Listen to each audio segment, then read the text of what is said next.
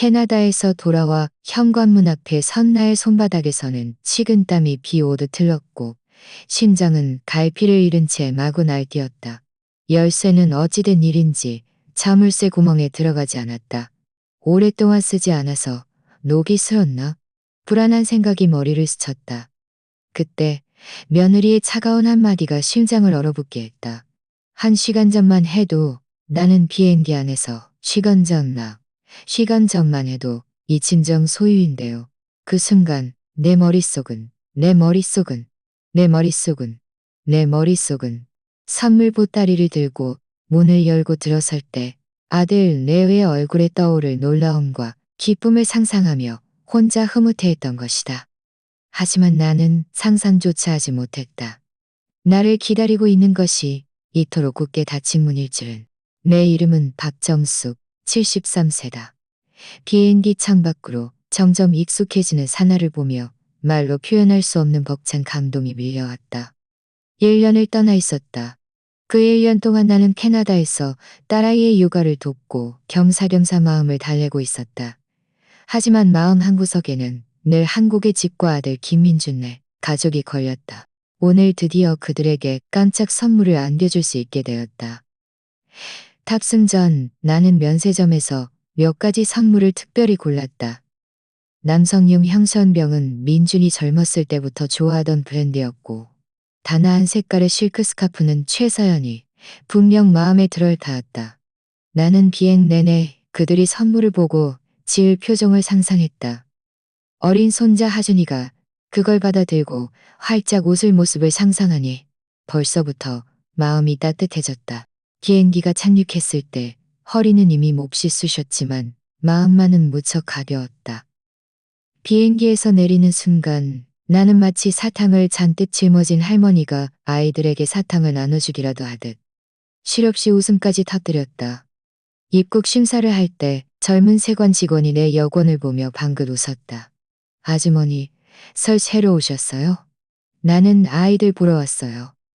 라고 답했다. 택시를 잡고 운전기사님이 큰 가방 2개를 트렁크에 실어주는 동안 나는 주소를 말했다. 한빛 아파트 단지요. 기사님이 거기 요즘 관리가 꽤 엄격한데 아주머니 거기 사세요. 라고 했다. 나는 고개를 끄덕였다. 오히려 마음이 더 놓였다. 차는 익숙한 길을 달렸다.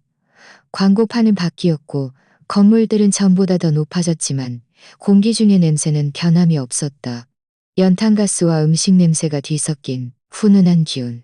아파트 단지 입구에 도착하자 나는 운전기사님께 잔돈 대신 몇 장의 지폐를 더 쥐어주며 가방을 내려달라고 부탁했다. 기사님이 사양했지만 내가 고집하자 결국 받았다. 나는 가방을 끌고 정문으로 향했다.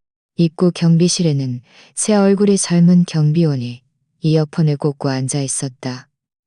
그가 고개를 들어 나를 보더니 물었다. 아주머니, 몇 동이세요? 나는 동 호수를 말했다. 그는 다시 물었다. 출입카드는요? 나는 순간 멍해졌다가 웃으며 말했다. 여기 20년 살았어요. 늘 이 문으로 다녔는데. 젊은 경비원은 고개를 저었다. 이제 다 카드 찍고 들어가셔야 해요. 내가 난감해하고 있을 때였다. 갑자기 누군가 어머나 박정숙 아주머니 아니세요? 돌아오셨어요? 하고 외쳤다. 고개를 들어보니 오랜 이웃인 이영자 아주머니였다. 머리카락이 많이 휘어졌고 손에는 비닐봉투가 들려 있었다. 그를 보자마자 마음이 놓여서 얼른 다가가 인사를 건넸다. 네, 방금 비행기에서 내렸어요. 이영자 아주머니는 아직 여기 사세요? 그가 웃었지만 어딘가 부자연스러웠다. 시선이 나를 한 바퀴 훑더니 물었다. 아주머니, 돌아오셔서 계속 사실 거예요. 나는 깊이 생각하지 않고 아주머니, 고개를 끄덕였다. 한동안 살려고요. 아이들에게 깜짝 선물도 해 끄덕였다. 오시느라 힘드셨겠어요. 얼른 가서 쉬세요. 그 말을 끝으로 그는 서둘러 자리를 떴다. 내 마음속에 뭔가 툭 하고 걸렸지만 대수롭지 않게 여겼다. 가방을 끌고 현관 안으로 들어섰다. 엘리베이터는 여전히 낡은 채 덜컹거렸다. 거울 속 내 얼굴은 다소 창백했지만 눈빛은 빛나고 있었다. 나는 뺨을 두드리며 정신 차려, 아이들이 걱정할라 하고 되뇌었다. 엘리베이터가 멈추자 나는 가방을 끌고 집 문 앞에 섰다. 익숙한 나무문, 익숙한 문패. 내 가슴이 뜨거워졌다. 주머니에 손을 넣어 열쇠를 꺼냈다. 열쇠는 20년 동안 매일 이 열쇠로 문을 열고 닫았다. 나는 열쇠를 자물쇠 구멍에 맞추어 넣었지만 들어가지 않았다. 열쇠는 꼼짝도 하지 않고 박히지 않았다. 다시 각도를 바꿔 몇 번 비틀어 보았지만 여전히 마찬가지였다. 심장이 덜컥 내려앉았다. 설마 1년 동안 안 와서 열쇠가 녹슨 건가? 나는 예비 열쇠를 꺼내 보았지만 결과는 같았다. 내 마음은 바닥으로 가라앉기 시작했다. 몸을 숙여 자물쇠 구멍 가까이 눈을 대자 그제야 알았다. 이 자물쇠는 예전 것과 달랐다. 분명 닫혀 있었다. 내 가슴이 쿵 하고 내려앉았고 손바닥에 땀이 흥건해졌다. 어떻게 아무도 나에게 말해주지 않았지? 여긴 내 집인데? 나는 다급하게 초인종을 눌렀다. 안에서 발소리가 들리더니 곧 문이 살짝 열렸다. 문 앞에 서 있는 사람은 며느리 최서연이었다. 그녀는 편한 차림이었고 얼굴에는 아무런 표정도 없었다. 나를 보자마자 잠시 멈칫하더니 이내 눈썹을 살짝 치켜뜨며 차가운 목소리로 말했다. 어머님, 어쩌셨어요? 내 마음이 뜨거워져서 애써 아무렇지 않은데도 웃으며 말했다. 집에 왔지. 너희 줄 선물도 가져왔어. 어서 들어가게 해줘. 나는 가방을 끌고 조금 앞으로 움직였다. 하지만 그녀는 몸으로 문을 막아선 채 얼음장처럼 차가운 미소를 지으며 말했다. 어머님, 착각하시는 거 아니세요? 이 집은 저희 친정 소유인데요. 그 순간 내 귀에는 밍소리가 울리고 머릿속이 터지는 듯했다. 뭐라고? 내 목소리가 떨렸다. 그녀는 또렷한 발음으로 말했다. 착각하셨다고요. 이 집은 이미 어머님 집이 아니에요. 저희 엄마 집이에요. 나는 그 자리에 멍하니 서 있었다. 머릿속은 온통 새하였다. 누군가 내 심장을 얼음물에 던져 넣은 듯했다. 민준이 불러. 당장 나오라고 해. 나는 애써 목소리를 안정시키려 노력했다. 안에서 웅성거리는 소리가 들리더니 잠시 후 민준이 나왔다. 그는 구겨진 티셔츠를 입고 있었고 머리는 헝클어져 있었다. 눈에는 당황한 기색이 역력했다. 엄마. 그가 입을 열었다. 잘못한 아이처럼 목소리가 작았다. 어떻게 아무 연락도 없이 오셨어요? 나는 그를 노려보았다. 가슴이 욱신거렸다. 내 집에 오는데 연락을 해야 해. 그가 내 가방을 가다들려고 손을 뻗었다. 엄마, 일단 들어와서 얘기해요. 나는 가방 손잡이를 꽉 움켜쥐었다. 손가락 마디가 하얗게 질렸다. 여긴 내 집이야. 내가 왜 못 들어가. 복도등은 환하게 켜져 있었다. 오른쪽 이웃집 문이 살짝 열려 있었지만 아무도 나오지 않았다. 나는 문 앞에 홀로 서 있는 내가 갑자기 너무나 외로웠다. 마치 온 세상이 나를 버린 듯한 기분이었다. 눈앞의 아들은 오물쭈물하며 눈을 피했고 며느리의 얼굴은 얼음장처럼 차가웠다. 심지어 입가에는 비웃음마저 어렸다. 내 마음은 완전히 무너졌다. 나는 그들에게 문 앞에서 가로막힌 채 복도의 틈새로 스며드는 찬 바람에 손등이 시려웠다. 가슴 속에서 불길이 활활 타올랐다. 나는 더 이상 참지 못하고 내게 뻗어온 손을 뿌리치며 굳은 목소리로 말했다. 난 기어코 들어가 봐야겠어. 문 앞에서 잠시 대치 상태가 이어졌다. 서연의 눈이 가늘게 뜨였다. 입가에는 경멸의 미소가 걸렸다. 들어오셔도 돼요. 하지만 안에서 함부로 말하거나 움직이지 마세요. 그녀는 마치 나에게 은혜라도 베푸는 듯 천천히 문을 열었다. 나는 두 개의 큰 가방을 끌고 문 안으로 발을 들여놓았다. 하지만 발걸음은 어딘가 허둥댔다. 나는 마음속으로 여기는 내 집이야. 내가 직접 닦고 쓸었던 바닥이라고. 겁먹으면 안 돼.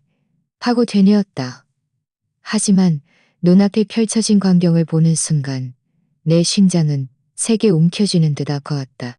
집은 완전히 바뀌어 있었다.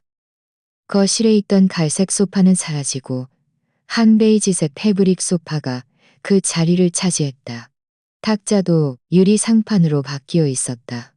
벽에는 나와 남편의 결혼 사진은 흔적도 없이 사라지고 대신 민준, 서연, 하준이가 활짝 웃고 있는 가족 사진이 걸려 있었다. 배경은 놀이공원의 관람차였다.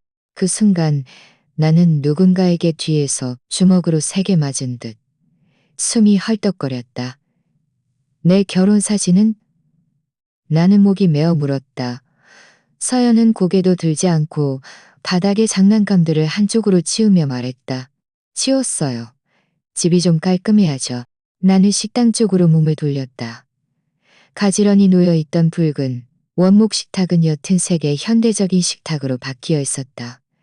식탁 다리는 날카롭고 차가워 보였다. 내 마음은 한 조각씩 식어갔다. 내 물건들은 다 어디 있어? 나는 그를 노려보며 목소리를 떨었다. 지아, 창고에 다 넣었어요. 그녀가 드디어 고개를 들었다. 표정은 차분했고 마치 낡은 옷까지 한 봉지에 대해 이야기하는 듯했다. 나는 멍하니 서 있었다. 피가 머리끝까지 솟구치는 기분이었다. 뭐가 넣었다는 거야? 그건 내 물건이야. 그녀가 눈썹을 치켜떴다. 지하 창고에 다 모셔뒀으니 보고 싶으면 지금 가보세요. 나는 가방을 든 채 가슴이 옥신거렸다. 민준이 내 옆으로 다가와 나를 달래는 듯 말했다. 엄마, 너무 서두르지 마세요. 물건들은 다 그대로 있어요. 그냥 위치만 바뀌었을 뿐이에요. 나는 그를 차갑게 흘겨보았지만 아무 말도 하지 않았다. 그리고는 계단 쪽으로 향했다. 아파트 지하 창고는 습하고 퀴퀴한 냄새가 코를 찔렀다. 불을 켜자 희미한 전구가 흔들리며 불을 밝혔다. 빛은 벽에 벗겨진 페인트에 떨어져 얼룩덜룩한 상처처럼 보였다. 문을 들어서는 순간 나는 온몸이 굳어버렸다. 안에는 잡동사니들이 가득 쌓여 있었다. 내가 수년간 입었던 옷들은 아무렇게나, 입었던 옷들은 아무렇게나, 내가 아끼던 자기 항아리 몇 개는 아무렇게나 쌓여 있었고 가장자리에는 이가 나가 있었다. 나는 쭈그리고 앉아 떨리는 손으로 종이 상자 하나를 열었다. 안에는 내 결혼식 때 입었던 한복과 수놓은 베개니지 있었다. 습기 때문에 누렇게 변색되고 뻣뻣해져 있었다. 젊었을 때 내가 직접 한 땀 한 땀 정성껏 수놓았던 것들이었다. 꽃 한 송이에 그 시절의 내 마음이 담겨 있었다. 이제는 쓰레기처럼 한 구석에 버려져 있었다. 나는 하나하나 뒤적이며 찾았고 찾을수록 마음은 더욱 찾았고 그것은 어머니가 내게 물려주신 예물이었다. 늘 차고 다녔는데 혹시라도 망가질까봐 보석함에 넣어두었던 것이었다. 그리고 남편이 살아생전 가장 아끼던 자사오도 없었다. 남편은 그 차주전자의 차를 우리면 영혼이 느껴진다고 했었다. 이제 그 모든 것이 사라졌다. 서연아, 나는 소리쳤다. 내 목소리는 텅 빈 지하 창고에 울려 퍼졌다. 그녀는 느릿느릿 계단을 내려왔다. 두 팔을 가슴에 모은 채였다. 어머님, 왜 소리 지르세요? 고장 낡은 물건 몇 개인데요? 쓸만한 건 제가 다 잘 치워뒀고 남은 잡동사니는 여기에 두는 게 맞죠. 그 팔찌는, 그 찻주전자는? 나는 그녀에게 바싹 다가서며 목소리를 떨었다. 무슨 팔찌요? 무슨 찻주전자요? 전 본 적 없어요. 그녀의 눈빛은 차가웠다. 마치 생떼 쓰는 낯선 사람을 보는 듯했다. 나는 눈앞이 캄캄해지는 것을 느꼈다. 가슴이 쇠망치로 얻어맞은 듯 아파 숨조차 쉬기 어려웠다. 민준이 뒤따라 내려왔다. 내 얼굴이 새하얗게 질린 것을 보고 황급히 손을 뻗어 나를 부축했다. 엄마, 너무 흥분하지 마세요. 나는 그의 손을 뿌리쳤다. 천천히 얘기해. 물건이 다 없어졌는데 무슨 천천히 얘기해? 무슨 천천히 얘기해. 민준아, 그건 너희 아빠랑 내가 평생 모은 것들이야. 그는 고개를 숙이고 나를 보지 못했다. 목소리가 모기만 했다. 목소리가 모기만 했다. 마치 엄마, 이렇게까지 하시면 내 마음은 계속해서 쥐어짜는 듯 아파왔다. 지하 창고의 전구가 흔들렸다. 나는 거의 쓰러질 뻔했다. 그 순간 나는 깨달았다. 내가 그토록 애써 지켜온 집이 그들의 눈에는 고작 아무렇게나 처분해도 될 낡은 물건 더미에 불과하다는 것을. 나의 위치, 나의 존엄, 나의 추억이 모두 이 축축하고 음침한 지하 창고로 내던져진 것이었다. 나는 이를 악물고 몸을 지탱했다. 나는 이를 악물고 몸을 지탱했다. 하지만 마음은 칼로 한 조각씩 베어지는 듯 아팠다. 차가운 지하 창고, 시멘트 벽을 짚으니 가슴의 통증은 아직 가시지 않았고, 하지만 서연은 내 앞에 서서 냉소를 머금고 있었다. 그 무심하고 경멸적인 태도는 마치 개미 한 마리를 잡아 죽인 뒤 발바닥에 흙을 닦는 것과 같았다. 어머님, 그만 소란 피우세요. 그녀가 손을 휘저었다. 어머님께서 이 집이 어머님 집이라고 오기시니 제가 눈으로 확인시켜 드려야겠네요. 그녀는 느릿느릿 계단을 올라갔고 잠시 후 다시 내려왔다. 손에는 서류 한 뭉치가 들려 있었다. 그녀는 그것을 손에 들고 차가운 목소리로 말했다. 똑똑히 보세요. 이건 어머님께서 직접 서명하신 부동산 증여계약서예요. 백지에 검은 글씨, 서명의 지장까지 찍혀 있는데 어머님께서 부인하실 수 있겠어요? 나는 멍하니 서서 그 몇 장의 종이를 노려보았다. 그녀는 그 서류들을 내 얼굴 앞에 휙 던졌고 그것들은 축축한 바닥에 흩어졌다. 전부는 희미했고 나는 허리를 굽혀 겨우 볼 수 있었다. 첫눈에 나는 그 위에 쓰인 글자를 보았다. 부동산 증여 계약서. 내 손이 떨려 서류를 거의 놓칠 뻔했다. 아래를 보니 서명하는 곳에 정말 내 이름이 있었다. 익숙한 필체. 한 획 한 획이 똑같았다. 심지어 마지막 글자의 갈고리까지 내가 평소에 쓰던 것과 다름없었다. 종이 오른쪽 아래에는 붉은 지장도 찍혀 있었다. 나는 온몸이 얼음물에 빠진 듯 차가워졌다. 분명 내 이름, 내 글씨인데 나는 이런 것을 서명한 적이 없었다. 이건 가짜야. 나는 맹렬히 고개를 들었다. 목소리가 쉬어 있었다. 난 이런 거 서명한 적 없어. 너희가 위조한 거야. 서연은 팔짱을 끼고 있었다.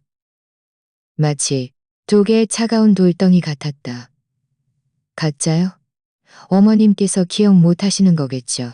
그때 저희가 어머님을 잘 보살펴 드리려고 집 명의를 저희에게 넘겨달라고 좋게 말씀드렸을 때 어머님께서 시원하게 승낙하시고 그 자리에서 서명까지 하셨잖아요. 이제 어머님께서 늙고 정신이 흐려지셨다고 발뺌하시는 거예요. 헛소리. 나는 화가 나서 몸을 떨었다. 서류를 든 손이 구겨졌다. 내가 언제 서명했어. 내 기억력이 아무리 나빠도 이건 똑똑히 기억해.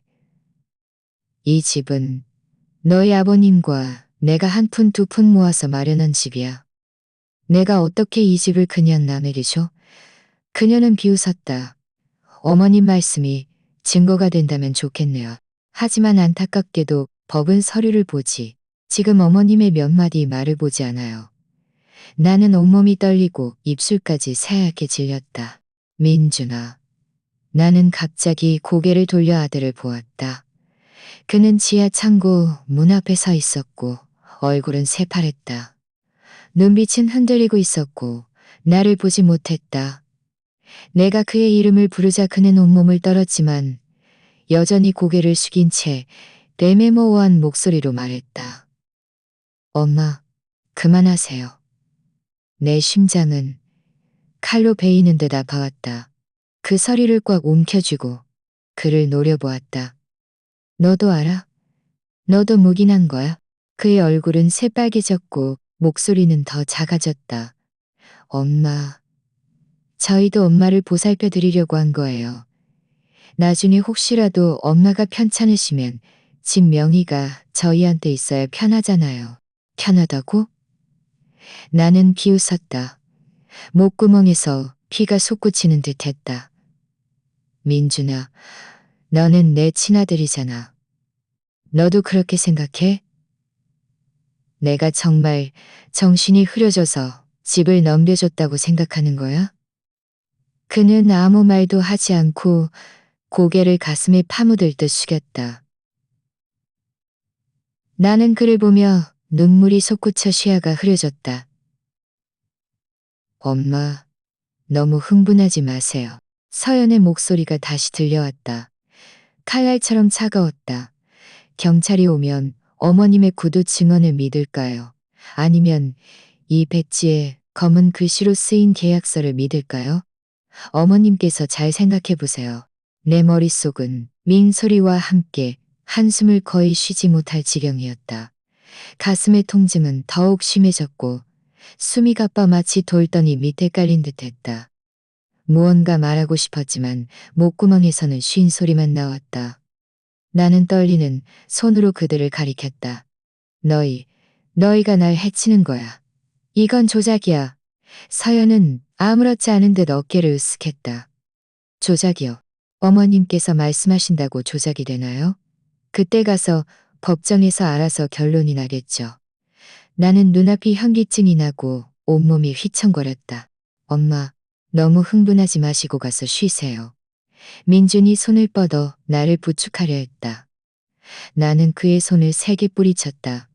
가슴이 찢어질 듯 아팠지만 겨우 몸을 지탱했다.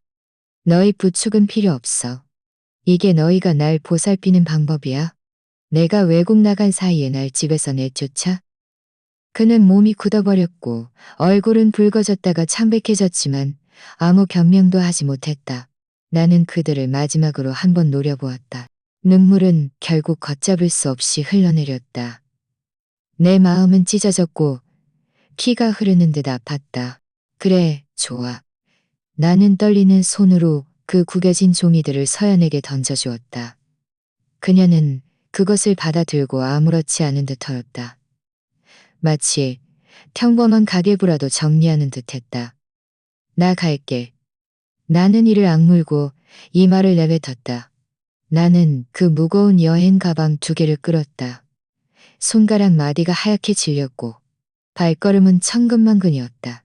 한 걸음은 천근만근이었다. 그 순간 나는 비로소 깨달았다. 이 집은 더 이상 내 것이 아니라는 것을. 가슴이 아파 숨조차 쉴 수 없었지만 내 마음속에는 오직 한 가지 생각뿐이었다. 나는 절대로 이렇게 포기하지 않을 거야. 2개의 큰 가방을 끌고 나는 비틀거리며 계단을 내려왔다. 현관에서 불어오는 찬바람이 눈을 쉬게 했다. 등 뒤에서 쾅 하고 닫힌 문은 내 마음마저 닫아버렸다. 나는 가방을 진 채 머릿속이 위민거렸다. 누군가 계속 괭과리를 두드리는 듯했지만 분노인지 슬픔인지 분간할 수 없었다. 거리의 네온사인이 차가운 흰빛을 뿜어내며 내 눈을 어지럽혔다. 택시를 불러도 아무도 서지 않았다. 나는 그렇게 가방을 끌고 2블록을 걸었다. 발걸음은 점점 무거워졌고 가슴은 누군가 돌덩이로 누르는 듯 아파 숨을 쉴 수 없었다. 길가에 작은 여관이 있었다. 간판에 붉은 네온등이 반짝였다. 반쯤 켜지고 반쯤 꺼진 불빛. 나는 그 불빛을 몇 초간 바라보다가 생각했다. 어떻게든 오늘 밤은 몸을 뉘을 곳을 찾아야 해. 유리문을 밀고 들어가자 풍경 소리가 났다. 프런트에는 젊은 여직원이 앉아 머리를 묶고 휴대폰을 보고 있었다. 내가 들어오자 그녀는 잠시 멈칫하더니 황급히 일어섰다. 아주머니, 방 잡으러 오셨어요? 나는 고개를 끄덕였다. 목이 몹시 말랐다. 1인실이요. 그녀는 고개를 들어 나를 몇 초간 살폈다. 내가 큰 가방 2개를 끌고 창백한 얼굴인 것을 보고는 목소리를 낮췄다. 아주머니, 혼자 오셨어요. 혹시 제가 지문증을 받아들고는 등록을 했다. 아주머니, 혼장을 받아들고는 혹시 제가 짐 옮기는 것 도와드릴까요? 저희 여기 계단이 좀 가팔라요. 얼굴이 안 좋아 보이시네요. 나는 애써 미소를 지었다. 아무 일 아니에요. 여행에 지쳐서요. 하지만 목소리는 떨렸고 나 자신도 그걸 알아챘다. 그녀는 방카드를 내게 건네며 나지막이 말했다. 힘든 일이 있으시면 저한테 말씀하세요. 혼자서 끙끙 앓지 마시고요. 나는 고개를 끄덕였지만 더 이상 아무 말도 하지 못했다. 복도드는 희미했고 공기 중에는 소독약 냄새와 키키한 냄새가 뒤섞여 있었다. 문을 닫았다. 방은 작았다.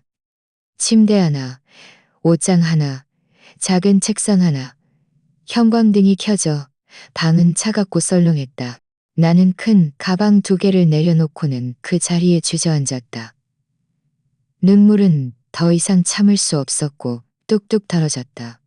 울음소리는 좁은 방 안에 울려 퍼졌다. 나는 입을 틀어막았지만 흐느낌은 멈추지 않았다. 방금 집 문 앞에 서 있던 장면, 서연의 차가운 눈빛, 민준의 숙인 고개가 떠올랐다. 그 아이는 내가 45년을 키운 아들이었다. 내가 가장 좋은 것들을 다 지웠는데 오늘 그는 이 집은 엄마 집이에요. 한참을 울고 나서 나는 휴지로 얼굴을 대충 닦고 스스로를 진정시키려 했었다. 오려봤자 소용없어. 오히려 더 약해질 뿐이야. 나는 가방을 열어 휴대폰을 꺼냈다. 화면에는 밤 10시라고 표시되어 있었다. 나는 잠시 망설이다가 연락처를 열어 강지훈 변호사라는 이름을 찾았다. 강지훈 변호사라는 이름을 찾았다. 강지훈 변호사라는 이름을 찾았다. 강지훈 변호사는 나의 오랜 친구였다. 예전에 판사로 일하다가 나중에 자신의 법률 사무소를 차렸다. 예전에 판사로 일하다가 나중에 자신의 법률 사무소를 차렸다. 내 목이 메어 한참 만에 겨우 소리를 냈다. 강 변호사, 나 정숙이야. 상대방은 잠시 멈칫했다. 정숙 씨, 돌아오셨어요? 웬일로 저한테 전화를 다 하시고? 익숙한 목소리를 듣자 눈물이 다시 솟구쳤다. 강 변호사, 우리 집에 일이 생겼어. 그는 즉시 진지한 목소리로 말했다. 천천히 말씀하세요. 서두르지 마시고요. 나는 깊이 숨을 들이쉬고 오늘 있었던 일을 더듬더듬 이야기했다. 내가 한국에 돌아와 보니 열쇠가 문에 안 들어가. 서연이가 집이 이미 자기 엄마 거라고 하더니 내 서명이 있는 부동산 증여계약서라는 걸 내미는 거야. 나는 절대 서명한 적 없다고 했는데 민준이는 고개만 숙이고 아무 말도 안 해. 마치 묵인하는 것처럼.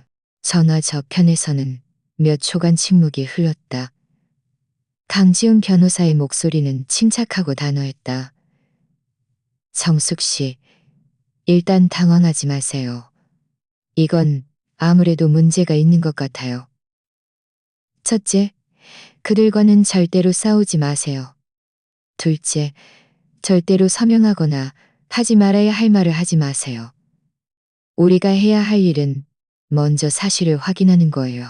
하지만 저는 내 목소리가 떨렸다. 지금 집에도 못 들어가고 물건들도 다 안에 있는데 일단 밖에서 지내세요. 서두르지 말고요. 강지훈 변호사가 나를 안심시켰다. 부동산 등기증은 가지고 계세요? 나중에 제가 같이 가서 등기소 기록을 확인해봐요. 명의가 넘어가지 않았다면 여전히 정숙 씨 집이에요.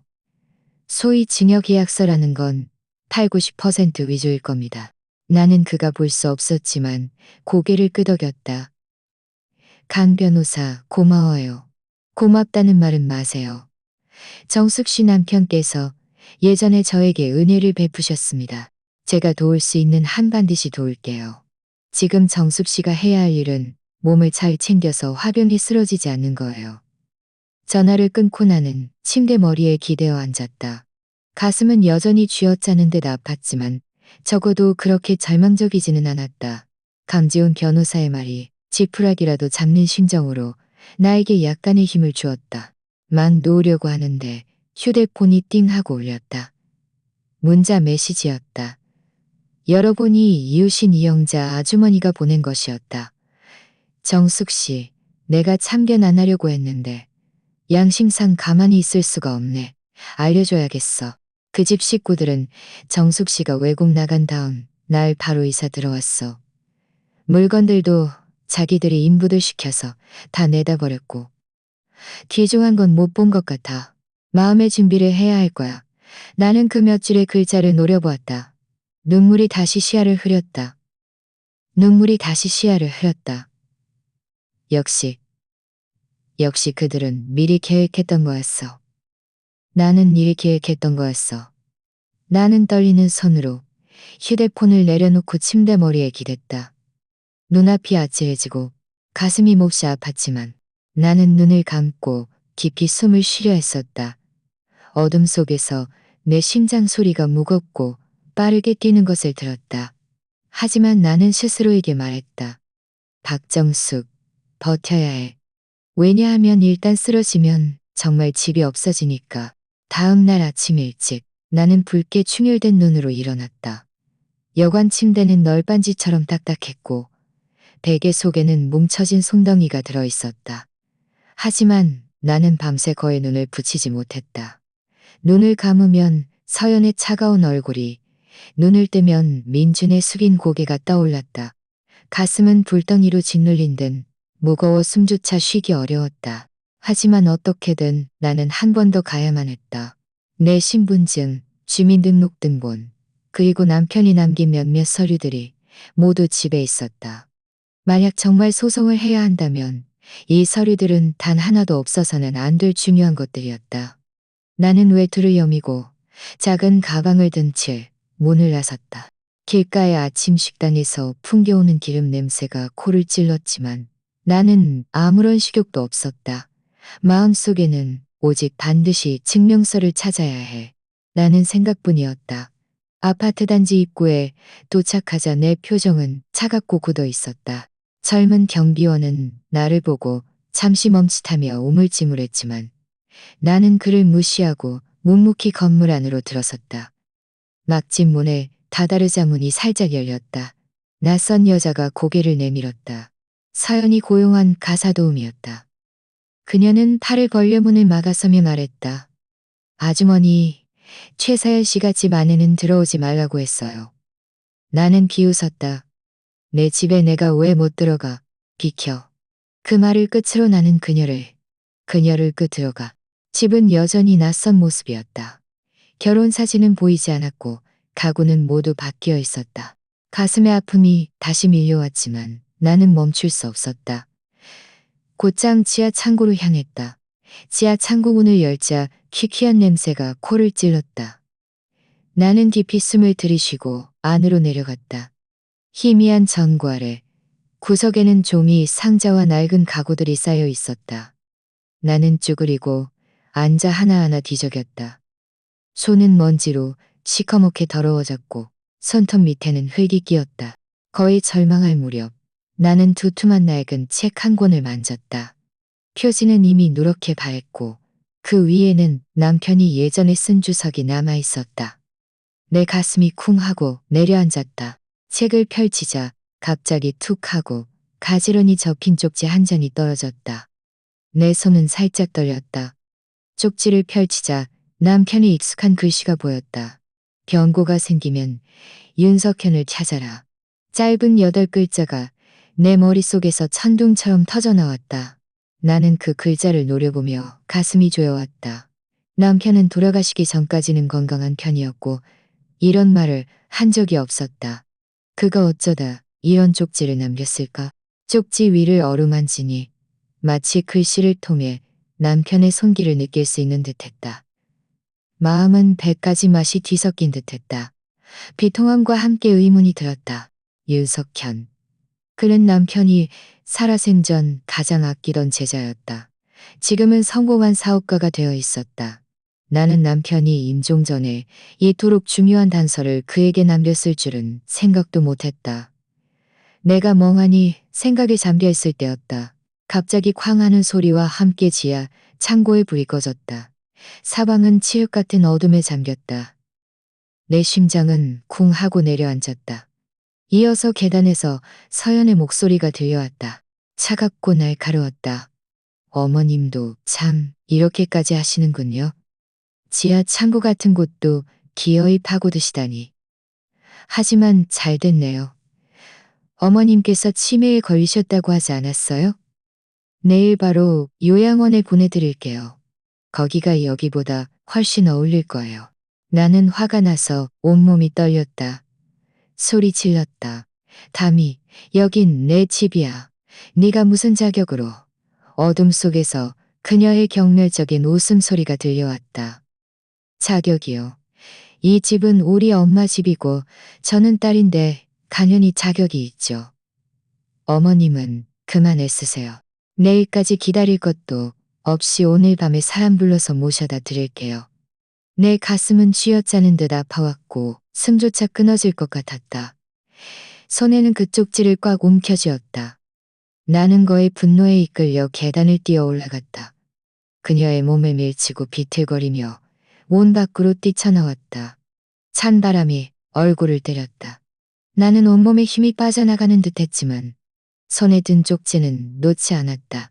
그것은 남편이 내게 남기니 내게 남기니 내게 남기니 내게 남기니. 나는 아파트 단지 입구까지 뛰어나와 휴대폰을 꺼냈다. 손이 몹시 떨렸지만 겨우 그 이름을 눌렀다. 윤석현. 전화는 몇 번 울리더니 침착한 남자의 목소리가 들려왔다. 여보시죠? 내 목이 메어 말을 잊지 못했다. 석현아, 나 정숙이야. 상대방은 잠시 멈칫하더니 목소리가 즉시 긴장했다. 사모님, 어디 계세요? 웬일로 갑자기 전화를 다. 눈물이 다시 걷잡을 수 없이 쏟아져 내렸다. 네 스승님이 살아생전 쪽지를 남겼어. 너를 찾아가라고. 그이가 혹시 미리 뭔가 예견했던 걸까? 그이가 혹시 미리 무슨 일이 생기든 제가 반드시 도와드릴게요. 지금 어디 계세요? 제가 당장 모시러 갈게요. 그 말을 듣자 하루 종일 긴장했던 내 마음이 드디어 조금 풀렸다. 바람은 여전히 차갑고 매서웠지만 가슴 속에는 서서히 따뜻함이 밀려왔다. 나는 고개를 들어 칠흑 같은 밤하늘을 바라보았다. 눈물이 뺨을 타고 흘러내렸다. 여보, 당신은 정말 나를 위해 너무나 멀리까지 생각했군요. 밤바람이 칼날처럼 얼굴을 스쳤다. 나는 구겨진 쪽지를 쥔 채 가슴이 조여왔다. 휴대폰에서 윤석현의 목소리가 들려왔다. 사모님, 어디 계세요? 제가 지금 갈게요. 나는 여관 이름을 말했고 목소리는 떨렸다. 20분도 채 되지 않아 밖에 검은색 차 한 대가 멈춰 섰다. 나는 그 사람을 알아보았다. 정장 차림에 동작은 민첩하고 침착한 얼굴. 석현이구나. 그는 여전히 석현이구나. 그는 여전히 사모님이라 부르던 그 학생이었다. 그가 성큼성큼 다가왔다. 눈빛에는 걱정과 안쓰러움이 가득했다. 어쩌다 이렇게 되셨어요. 내가 입을 열자 눈물이 걷잡으셨어요. 윤석현은 나를 부축하여 차에 태우고는 내가 지난 며칠간 겪었던 일들을 인내심 있게 들어주었다. 서연이 소위증여 계약서라는 것을 내밀었다는 이야기를 듣자 그의 미간은 더욱 굳어졌다. 민준이 묵인했다는 이야기를 듣자 그의 눈빛은 가라앉았다. 내가 서연이 차가운 목소리로 나를 요양원에 보내겠다고 협박했다는 이야기를 꺼내자 그는 주먹으로 운전대를 내리치며 낮은 목소리로 말했다. 차는 그의 회사로 향했다. 심야의 오피스 빌딩은 텅 비어 조용했고 조명은 벽을 먼지 한 톨 없이 밝히고 있었다. 그가 따뜻한 차 한 잔을 따라 내 손에 건넸다. 사모님, 먼저 손 좀 녹이세요. 나는 찻잔을 꽉 쥐었지만 손은 여전히 떨렸다. 석현아, 네 스승님이 예전에 너에게 뭔가 맡겨둔 게 있었니? 그가 고개를 끄덕였다. 표정은 진지했다. 그가 고개를 끄덕였다. 표정은 진지했다. 네, 선생님께서 돌아가시기 전에 저에게 위탁 서류 한 부를 맡기셨어요. 나중에 혹시라도 사모님께서 어려움을 겪으시면 제가 그걸 꺼내서 도와드리라고요. 위탁 서류? 나는 멍해졌다. 유물 말씀이세요. 그가 나지막이 말했다. 사모님은 모르셨겠지만 선생님께서 그동안 많은 골동품을 수집하셨어요. 그중 몇 점은 엄청난 가치를 지닌 국보급 유물들이었습니다. 선생님께서는 혹시라도 그 유물들이 불량한 친척들의 손에 들어가 위험해질까봐 걱정하셔서 제게 위탁해두시고 정기적으로 감정과 보험 등록을 하셨습니다. 내 머릿속에서 하는 소리가 났다. 어쩐지 남편이 살아생전을 어떤 물건들은 남겨두니. 윤석현은 전자 파일을 꺼냈다. 화면에는 몇몇 유물의 일련번호, 감정보고서, 보험 금액이 또렷하게 기재되어 있었다. 하나하나가 헤아릴 수 없는 가치를 지녔다. 그는 미간을 찌푸렸다. 최근 경매시장에 선생님의 소장품과 매우 흡사한 유물 몇 점이 갑자기 나타났습니다. 낙찰액을 합치면 이미 3억 원이 넘어요. 나는 온몸이 굳어졌다. 석현아, 설마 민준이네가 그 물건들을 팔았다는 말이야? 그가 고개를 끄덕였다. 아마 그럴 겁니다. 정상적인 경로로는 이런 유물들을 구할 수 없어요. 집에서 유출된 것이오며. 내 가슴은 쥐어짜는 듯 아파왔고 숨이 가빴다. 그건 네 스승님의 평생 노력의 결실이야. 그들이 어떻게 이럴 수 있어? 윤석현은 낮은 목소리로 말했다. 사모님, 제가 경매 기록을 확인해봤습니다. 판매자는 제3의 중개인을 통해 거래를 진행했는데 그 중개인은 최서연의 외가와 왕래가 잦습니다. 최서연의 어머니와 이모부는 예전부터 골동품 업계에서 사고 파는 것을 통해 돈을 벌었고 사기 전과도 있습니다. 어쩐지 윤석현이 고개를 끄덕였다. 제가 알아본 바로는 김민준 씨가 최근 자금 위기에 처해 8억 원 가까이 빚을 졌습니다. 최서연의 친정은 원래부터 깨끗한 방식으로 돈을 버는 사람들이 아니었고 그들은 이 점을 이용해 김민준 씨를 끌어들인 겁니다. 내 몸이 휘청거려 거의 쓰러질 뻔했다. 내 몸이 휘청거려 거의 쓰러질 뻔했다. 눈물이 솟구쳤다. 눈물이 솟구쳤다. 8억 원? 민준이가 어떻게 그렇게 많은 빚을 졌지? 그 아이가 아직도 대학 가고 싶어 하던 내 아들이 맞나? 김민준 씨는 그들에게 한 걸음 한 걸음 끌려 들어간 겁니다. 하지만 지금 가장 중요한 것은 증거를 확보하는 거예요. 증여 계약서가 위조되었다는 것을 증명할 수 있다면 부동산과 유물은 지킬 수 있습니다. 나는 눈물을 닦고 이를 악물었다. 그래, 나는 눈물을 닦고 이를 악물었다. 그래, 나는 증거를 찾아내서 그들이 더 이상 발뺌할 수 없기를 더요. 제가 도와드릴게요. 제가 도와드릴게요. 마음속에 갑자기 힘이 솟아났다. 남편은 이미 이 세상에 없지만 그는 이미 나를 위한 뒷길을 남겨두었다. 이제 나는 반드시 버텨야 했다. 그 며칠 동안 나는 마치 팽팽한 외줄 위를 걷는 듯했다. 조금만 흔들려도 떨어질 것만 같았다. 낮에는 윤석현을 찾아가 부동산과 경매 상황을 확인했고 밤에는 혼자 여관으로 돌아와 침대에 앉아 멍하니 밤을 새우곤 했다. 가슴이 너무 조여 때로는 숨조차 쉬기 어려웠다. 나는 스스로에게 말했다. 절대로 쓰러지면 안 돼. 일단 쓰러지면 모든 것이 끝이야. 사흘째 되는 날 오전 서연에게서 갑자기 전화가 왔다. 그녀의 목소리에는 거짓된 친절함이 묻어 있었다. 어머님, 밖에서 혼자 얼마나 고생이 많으세요. 그냥 저희 집으로 오세요. 저희가 마침 의사 선생님을 모셔왔으니 건강 검진도 받으시고요. 나는 그 말을 듣자마자 마음이 싸늘해졌다. 이건 무슨 관심이 아니라 분명 새로운 안정이었다. 하지만 나는 그래도 승낙했다. 그래, 내가 갈게. 그래, 내가 갈게. 사모님, 그들은 분명 사모님께서 치매에 걸리셨다는 거짓 증거를 만들어서 후견인 권한을 얻으려 할 겁니다.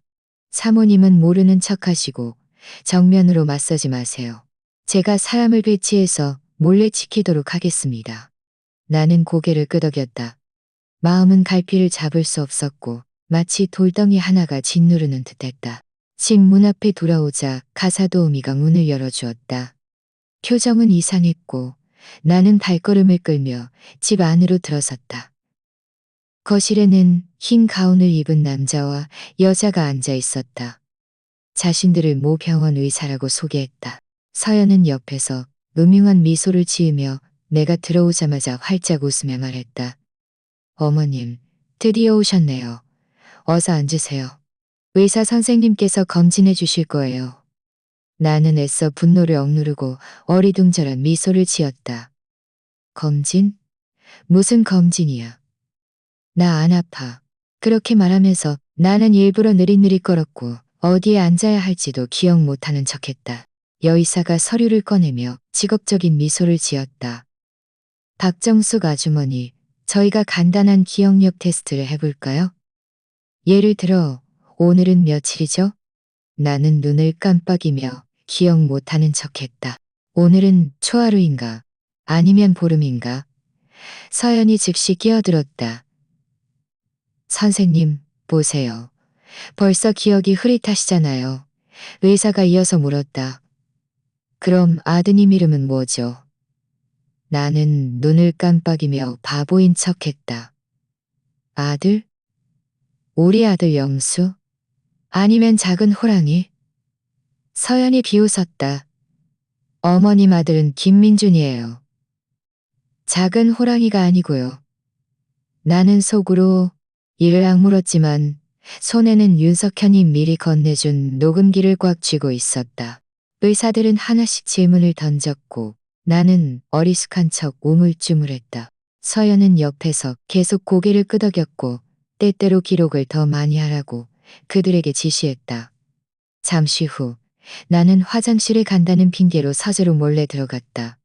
그곳은 원래 남편이 가장 좋아하던 곳이었는데 지금은 서연의 서재가 되어 있었다. 책상 위에는 서류 뭉치가 놓여 있었다. 책상 위에는 서류 뭉치가 놓여 있었다. 내 심장이 쿵쿵 뛰었다. 조심스럽게 들춰보니 과연 눈에 띄는 몇몇 서류들이 보였다. 후견인 신청서, 후견인 신청서. 가슴이 불타는 듯했지만 그보다 더 큰 것은 냉철한 분노였다. 바로 그때 등 뒤에서 쾅 하는 소리와 함께 서연이 문을 열고 들어왔다. 그녀는 나를 보자마자 눈빛이 순식간에 흉악하게 변했다. 늙은이가 감히 내 물건을 훔쳐봐. 그녀가 맹렬히 달려들어 내 손에서 휴대폰을 빼앗으려 했다. 나는 본능적으로 뒤로 물러섰다. 휴대폰은 내 손에 꽉 쥐어 있었다. 휴대폰은 내 손에 꽉 쥐어 있었다. 그녀의 얼굴은 바로 코앞에 있었고 이를 악물고 말했다. 이 늙은이가 제정신이 아니지. 가슴이 몹시 아팠고 피가 거꾸로 솟는 듯했다. 하지만 나는 휴대폰을 필사적으로 보호했다. 부서지더라도 그녀의 손에 들어가게 할 수는 없었다. 감히 나는 거에 소리쳤다. 서연은 완전히 본색을 드러내며 나에게 욕설을 퍼부었다. 이 늙은이. 진작 요양원에 보냈어야 했는데. 네가 뭔데? 이 집은 우리 엄마 집이야. 너는 여기 있으면 방해만 돼. 그녀가 손을 뻗어 나를 잡아당기려 하자. 나는 크게 소리쳤다. 살려주세요. 바로 그때 문 앞에서 갑자기 발소리가 들리더니 이어서 문이 활짝 열렸다. 윤석현이 경찰 2명과 함께 들이닥쳤다. 손들어. 경찰이 소리쳤다. 서연은 멍해졌고 얼굴은 순식간에 창백해졌다. 그녀는 입을 열어 변명하려 했지만 한마디도 하지 못했다. 윤석현이 성큼성큼 다가와 나를 뒤로 보호했다. 그의 눈빛은 칼날처럼 차가웠다. 사모님, 괜찮으세요? 나는 휴대폰을 꽉 쥔 채 숨을 헐떡였다. 하지만 눈물은 드디어 쏟아져 내렸다. 괜찮아. 경찰이 다가와 서연을 제지했다. 그녀는 여전히 비명을 질렀다. 내가 뭘 잘못했다고 잡아가? 이 집은 내 거야? 이 늙은이가 치매에 걸렸어. 병이 있다고. 하지만 그녀의 목소리는 힘없이 떨어졌고 내 귀에는 한 줄기 쓸쓸한 메아리로 들렸다. 그날 밤 나는 경찰과 윤석현의 보호를 받으며 그 집을 나섰다. 내내 휴대폰을 꽉 쥐고 놓지 못했다. 마음 한편으로는 남은 생에 대한 두려움에 떨었고 다른 한편으로는 남은 생에 대한 두려움에 떨었고 다른 한편으로는 복수심의 불길이 치솟았다. 서연의 일그러진 얼구불과 늙은이라는 마른 세모처럼 내 머릿속에 박혔다. 하지만 머릿속에 박혔다. 너는 아직 지지 않았어. 다음 날 나는 굳이 다시 집에 갔다. 그들을 만나기 위해서가 아니라 마음속 깊이 느껴지는 직감 때문이었다. 그날 밤 서재에서 후견인 신청서를 보았을 때 책상 밑바닥이 살짝 들떠 있는 것을 보았다. 하지만 그때는 상황이 급박하여 더 머물러 있을 수 없었다. 그 이상한 바닥은 내 마음속에 가시처럼 박혀 있었다. 그 이상한 바닥은 내 마음속에 가시처럼 박혀 있었다. 나는 조용히 집 안으로 들어갔다.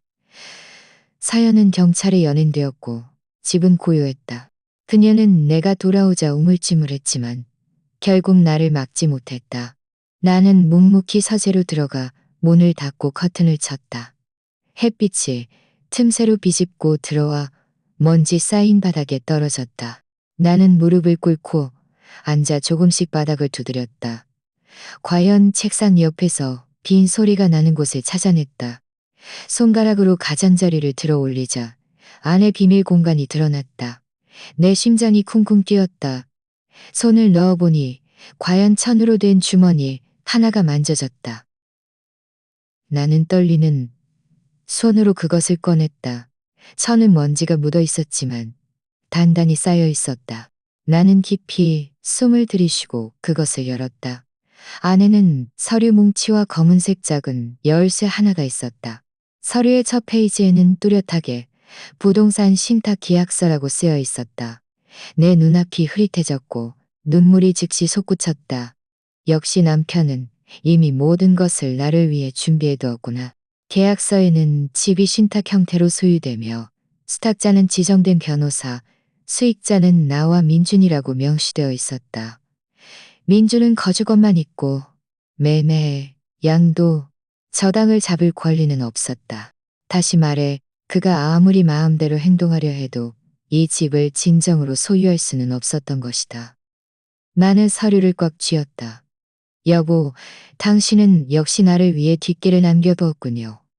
이어서 나는 다음 서류를 넘겨두었군요. 이어서 나는 다음 서류를 넘겼다. 그것은 친필 편지였다. 그것은 친필 편지였다. 이 편지를 읽으면 집은 지킬 수 있을 거야. 민준이가 잘못된 길을 간다면 절대로 묵인하지 마. 하지만 너무 몰아세우지도 마. 그 아래에는 그 열쇠가 놓여 있었다.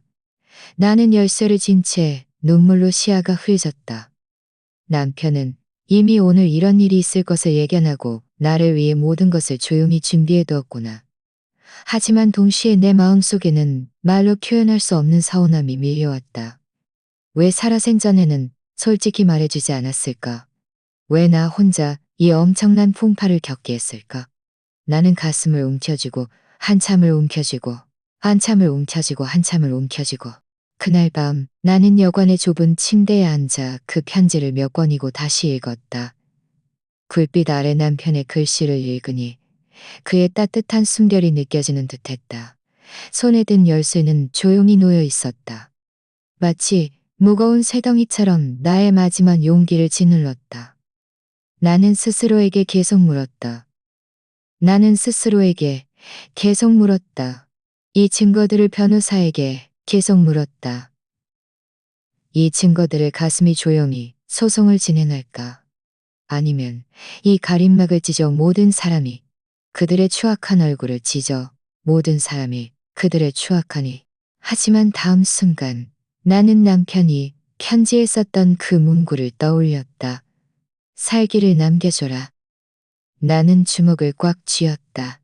마음속으로 나지막이 맹세했다. 민준아, 나는 너에게 마지막 기회를 줄 거야. 하지만 이번에는 네가 진실을 직접 봐야 해. 다음 날 나는 방송국 한라인에 전화를 걸었다.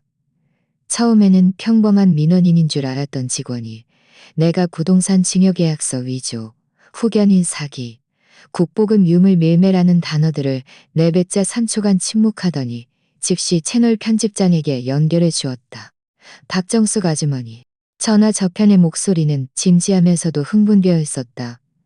이 사실들을 공개하실 의향이 있으시다면 저희가 생방송을 준비할 수 있습니다.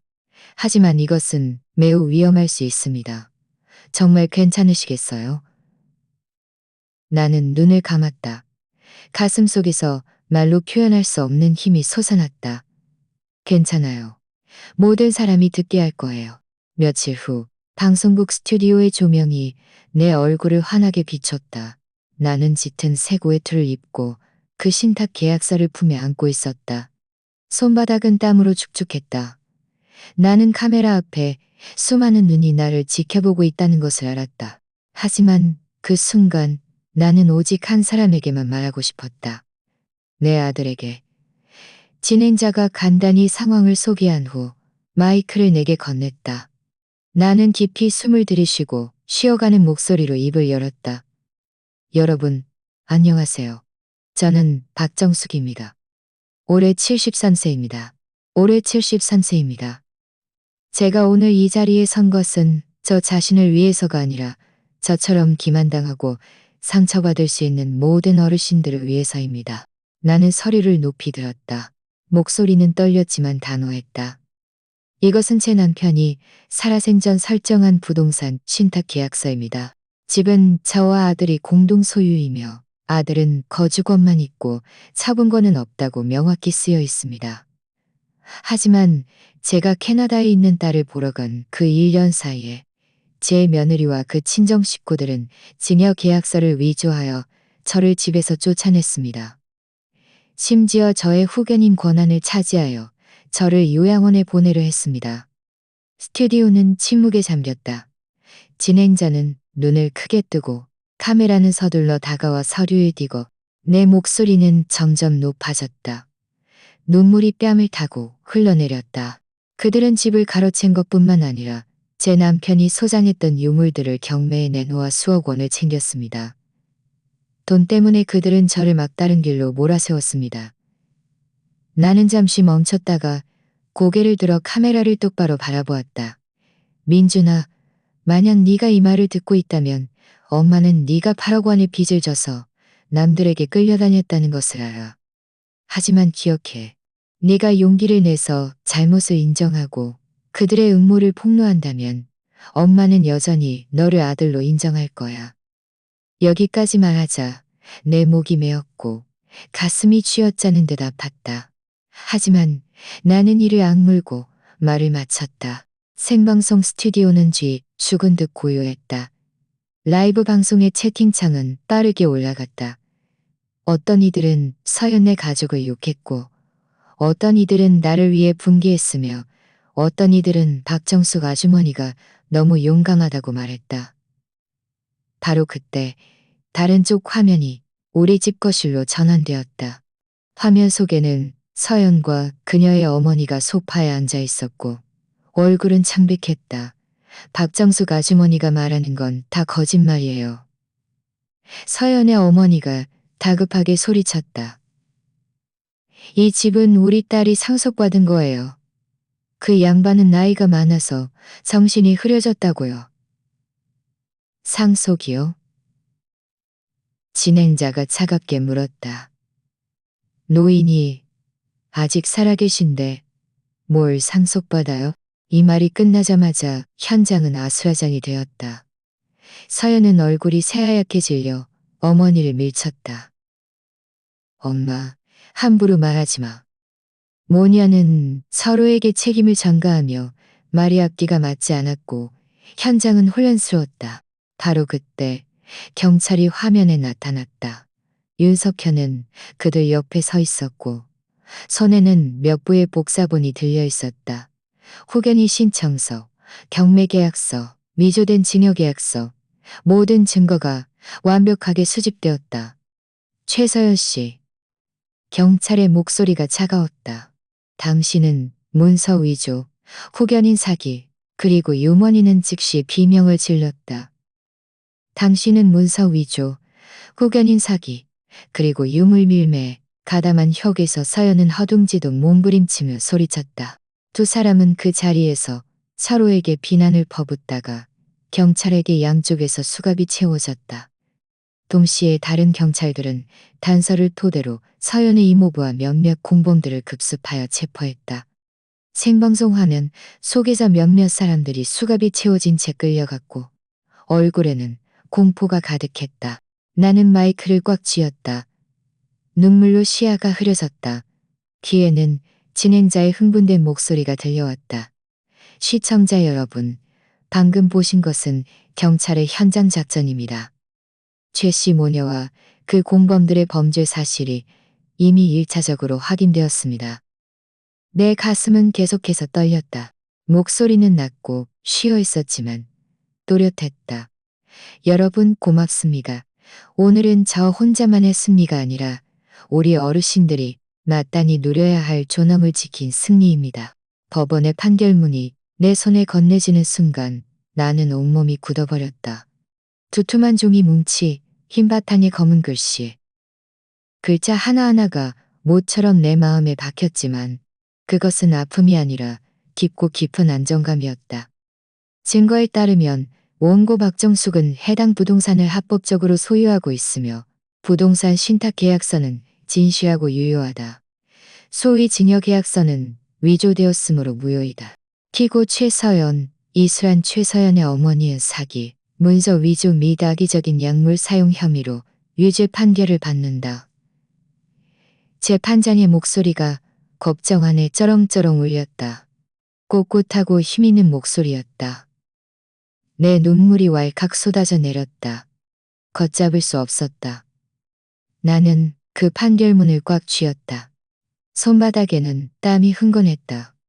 내 집, 남편과 내가 평생 일궈온 집이 드디어 다시 내 것이 되었다. 방청석에서는 옹성거리는 소리가 들렸다. 어떤 이들은 나에게 박수를 보냈고 어떤 이들은 한숨을 쉬었다. 서연과 그녀의 어머니는 머리가 헝클어진 채 눈빛은 불안정하게 끌려나갔다. 서연은 떠나기 전 나를 한 번 돌아보았다. 눈에는 순간적인 원망이 스쳤다. 하지만 내 마음속에는 오직 차가운 한마디만 남았다. 차업자득이다. 민주는 피고석 옆자리에 앉아 있었다. 얼굴은 창백했고 마치 깨끗하게 세탁되지 않은 종이 같았다. 그는 조종단했고 잘못을 뉘우치는 태도를 보였기 때문에 집행유예를 선고받았다. 결과를 듣자마자 그는 갑자기 무너지는 듯 그대로 바닥에 털썩 주저앉아 눈물을 펑펑 흘렸다. 엄마, 죄송해요. 그가 목이 메어 쉬어가는 목소리로 말했다. 제가 잘못했어요. 정말 죄송해요. 나는 그를 노려보았다. 마음은 오만 가지 감정으로 뒤섞였다. 그 아이는 내가 피땀 흘려 키운 아들이었다. 내 모든 희망을 걸었던 혈육이었다. 하지만 그는 가장 중요한 순간에 침묵을 택했다. 나는 천천히 눈을 감았다. 가슴이 조여왔지만 그래도 입을 열었다.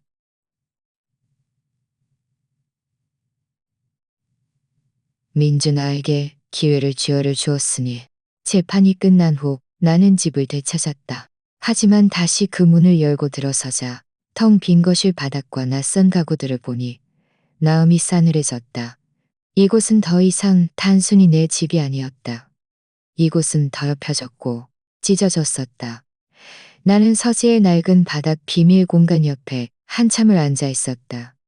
손에는 남편의 편지가 들려 있었고 눈물은 종이 위에 떨어져 번져갔다.